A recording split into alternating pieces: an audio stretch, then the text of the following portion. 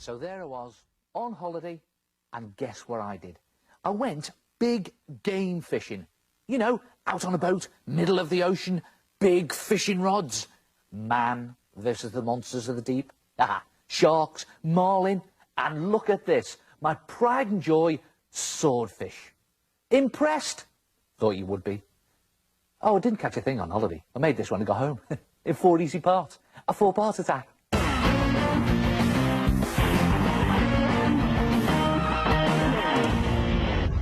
For the first part, you need to open out a large cardboard box and cut off any flaps. Save those for later. Then, using the whole length of the card, draw the basic shape of your fish's body. Start with the head, which is rounded, then draw its back arched around and up like this, and tapering out to a point where the tail is going to be. And when you're happy with the shape, cut it out. So, that's your fish's body. Now all you need to add on is all his features using the flaps of card you cut off earlier. Draw and cut out a tail shape for the pointy end of his body. Then add a long pointy bit of card on his nose for the sword. Draw and cut out other fins in the same way. A large fin looks good on his back and a smaller one near the tail. Then underneath his body are 2 larger fins at the front, a chunkier fin in the middle, and another smaller fin at the back. And then, when you're happy with the position of everything, tape it all into place using plenty of tape. Now, if you're not sure what a swordfish looks like, you can always look it up in a natural history book or go on the internet or something to get some reference. So, it's starting to look like a swordfish now, but I think he needs fattening up a bit. To do this, scrunch up some newspaper and start to pad out the fish's body, taping it in place as you go. Just keep going over the whole of the body, making sure you tape neatly along the edges to create the fishy shape. Complete the whole body and then scrunch up a thinner piece and tape it along the pointy nose. And you can even lay on extra pieces of paper as a finishing touch to your fish. Just tape all that into position, and I've even created a slot for his mouth. And don't forget to use lots of tape to hold everything in place. And when you've done that, it looks a lot more 3D. And I've left all those fins and the tail, as in real life they are quite thin, aren't they? Next you need to give him some fish-like skin. So mix some PVA glue half with water and paste it onto your fish.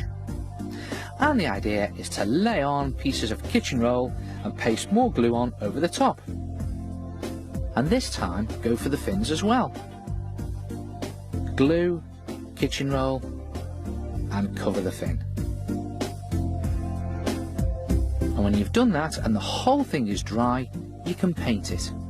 Now use metallic paint for this, as it really catches the light and looks very fishy. And streak in blues in different shades. So start with a nice mid-blue, and then streak in a lighter blue. And you could even streak in some silver, make it look really fishy. And the texture of the kitchen roll really adds to the effect. Add in some darker blue along the top, and you can create a nice dark streak right along the top of the fish's back by adding in some black to make it really stand out. Look at that. And then you can use some nice dark blue for the fins and the underside of the body. And how's about a black eye with a little dot of white for a highlight? And don't forget to paint the inside of the mouth as well. And then finally curve some gills around the side of the body, just like that. And one there. And when you finish painting it and it's dry, hang it on your wall. Great, isn't it? Now you can impress your friends with stories of the one that didn't get away. And of course, you don't have to do fish that you'd catch. How about this big spotted ray with a long wiggly fin at the back? And how about this fun pufferfish? All those spikes are just rolled up cones of card that have stuck on. Good, eh? Try it yourself. Your own big game fish. the one that didn't get away.